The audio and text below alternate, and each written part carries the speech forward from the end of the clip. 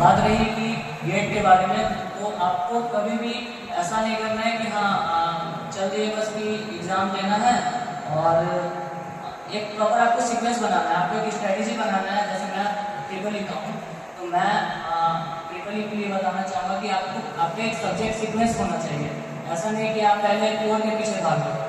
जैसे last year मैंने क्या गलती किया था कि लास्ट ईयर मैं कोर के पीछे बहुत भाग गया था। जितने भी कोर सब्जेक्ट हैं, सभी डिपार्टमेंट के कुछ ना कुछ कोर सब्जेक्ट रहते होंगे, ठीक है। तो मैं लास्ट ईयर कोर सब्जेक्ट के पीछे भाग रहा था, और मैं अपना ये जो स्कोरिंग सब्जेक्ट होता है 5 से 6 हर डिपार्टमेंट में स्कोरिंग सब्जेक्ट होता है, उस सब्जेक्ट को मैं मतलब इग्नोर तो नहीं करता था, लेकिन कमांड नहीं बनाया था। तो आपको पहला फोकस रखना है आपको अपने स्कोरिंग सब्जेक्ट पे।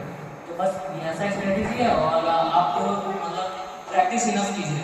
प्रैक्टिस क्योंकि बहुत ज़्यादा इंपॉर्टेंट होता है। आप अगर सिर्फ थ्योरी अगर पढ़ रहे हो, थ्योरी रटते जा रहे हो, या फिर आपको ऐसा फील होगा कि हाँ आप कॉन्सेप्ट समझ गए हो, लेकिन एक्चुअल में आप कॉन्सेप्ट को समझ नहीं पाते हो। आप जब तक आप अप्लाई करना नहीं सीखोगे, आप इस क्वेश्चन में अप्लाई नहीं कर पाओगे, तब तक वो आपका कॉन्सेप्ट किसी काम का नहीं है। तो बस ये स्ट्रेटेजी है, और आने वाले टाइम पे आप लोग भी अच्छा रैंक अचीव कीजिए। टेस्ट वगैरह प्रॉपर लगाइएगा, बिल्कुल आप अचीव कर पाएंगे। जब मैं कर सकता हूँ 6500 रैंक से 66 पे आ सकता हूँ, तो बिल्कुल आप कर सकते हैं।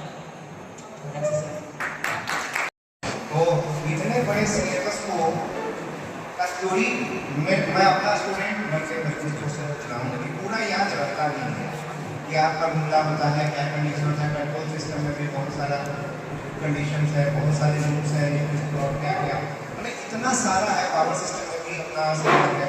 तो फिर इतना कम टाइम में अगर हमको रिवाइज करना हो तो हम तो नोट्स ही बनाते रहेंगे, ठीक है। तुम ये बच्चों को बताओ कि इतना वास्ट सिलेबस 8 सेमेस्टर का उसमें लगता है, जिस मतलब गेट के सिलेबस में, तो तुम इतना जल्दी कैसे किए? क्योंकि लास्ट ईयर तुम यूनिवर्सिटी एग्जाम दे रहे थे, और तुम्हारा यूनिवर्सिटी एग्जाम आगे पीछे होता था। मतलब गेट का प्रिपरेशन तुम किए हुए अपने स्ट्रेटजी से, लेकिन यहाँ की यूनिवर्सिटी का जो शेड्यूल था उसके हिसाब से सिंक्रोनाइज नहीं हुआ। तो वाट एवर टाइम तुमने अचीव किया, तो उस समय भी तुम कुछ पढ़े होंगे, तैयारी की होगी, लेकिन इस बार तुम कितने नंबर ऑफ टेस्ट ऐसा दिए? और टेस्ट देने के पहले हमें डर रहता है कि अरे हम तो इसका थ्योरी पढ़े ही नहीं है, तो क्या हमें टेस्ट इतना ज़्यादा ऑफ करना चाहिए? तो टेस्ट बहुत ज़्यादा इंपॉर्टेंट रोल प्ले करता है। मैंने इस बार अपने प्रिपरेशन में तकरीबन 160 या 170 टेस्ट लगा दिए होंगे, including subject wise test, topic wise test, और फुल लेंथ टेस्ट। तो मैं मतलब PYQ को भी मॉक की तरह बहुत सारा मैं लगा चुका हूँ, और बाकी अलग से मैंने जो टेस्ट सीरीज परचेज किया हो। बात रही रिवीजन की, तो आप कभी भी पहली बार आप स्टडी कर रहे हो कोई भी सब्जेक्ट, उसका आप फुल लेंथ मतलब फुल नोट्स बनाएं, जो भी टीचर्स पढ़ा रहे हैं फुल नोट्स बनाएं, और साथ साथ आप उसी टाइम कुछ ना कुछ क्वेश्चन वगैरह प्रैक्टिस करते चलें, ठीक है।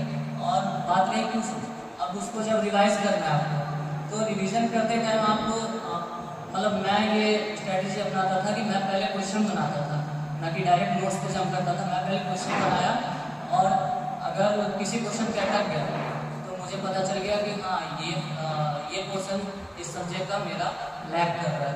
तो उसके बाद फिर मैं अपने थ्योरी नोट्स और क्रैश कोर्स वाले जो भी वीडियो मुझे मिल रहे हैं उस पर मैं जंप करता था। तो रिवीजन का ये स्ट्रैटेजी रहेगा, और मॉक तो बहुत इंपॉर्टेंट रोल प्ले करता है। आपको मतलब लगाने पड़ेंगे, बहुत सारे क्वेश्चन लगाने पड़ेंगे। बहुत इंपॉर्टेंट बात ये सोचे नहीं दिया कि मेरा पूरा थ्योरी कवर अप किया हुआ है, सिलेबस पूरा कवर अप किया हुआ।